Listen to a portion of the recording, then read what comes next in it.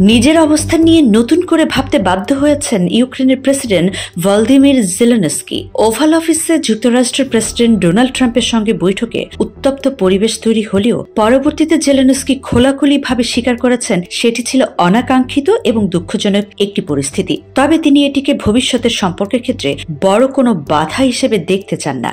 বৈঠকের কিছু সময় পর জেলেনস্কি একটি আনুষ্ঠানিক বিবৃতিতে বলেন, ইউক্রেন সবসময় শান্তি প্রতিষ্ঠার পক্ষে এবং আলোচনার টেবিলে ফেরার জন্য পুরোপুরি প্রস্তুত। এই প্রক্রিয়ায় তিনি ট্রাম্পের নেতৃত্বকে গুরুত্বের সঙ্গে বিবেচনা করেছেন বলে জানান। তার ভাষায়, প্রেসিডেন্ট ট্রাম্পের শক্তিশালী নেতৃত্বের অধীনে ইউক্রেন কাজ করতে আগ্রহী এবং ইউক্রেন শান্তি চায়, সেটি বারবার প্রমাণ করেছে।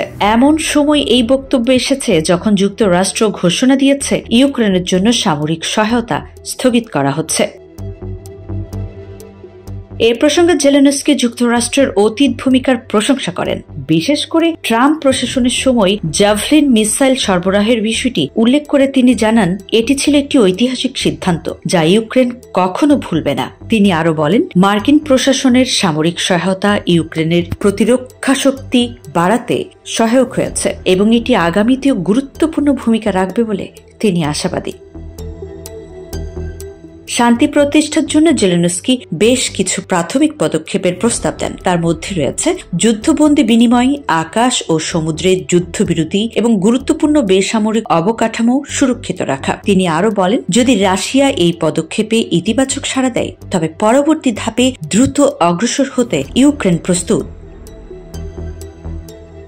একই সঙ্গে তিনি আশাবাদ প্রকাশ করেন যুক্তরাষ্ট্রের সঙ্গে নিরাপত্তা ও খনিজ সম্পদ নিয়ে একটি চূড়ান্ত চুক্তি করতে পারবেন। জেলেনস্কি আরও উল্লেখ করেন যে তিনি ইউক্রেনের পুনর্গঠন এবং অর্থনৈতিক স্থিতিশীলতার জন্য আন্তর্জাতিক সহযোগিতা চান। তিনি পশ্চিমা দেশগুলোর সঙ্গে বাণিজ্য ও বিনিময় বৃদ্ধির উপর গুরুত্ব দেন।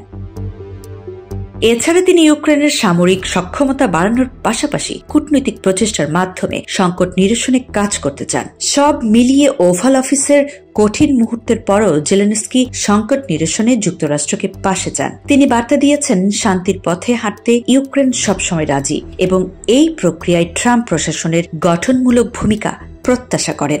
একই সঙ্গে তিনি আশাবাদী যে রাশিয়ার সঙ্গে একটি দীর্ঘমেয়াদী শান্তি চুক্তির ভিত্তি তৈরি করা সম্ভব হবে এবং এর জন্য আন্তর্জাতিক সম্প্রদায়ের সহযোগিতাও প্রয়োজন। এদিকে ইউক্রেনের নাগরিক সমাজ এবং রাজনৈতিক বিশ্লেষকদের মধ্যে এই আলোচনার প্রতিক্রিয়া মিশ্র।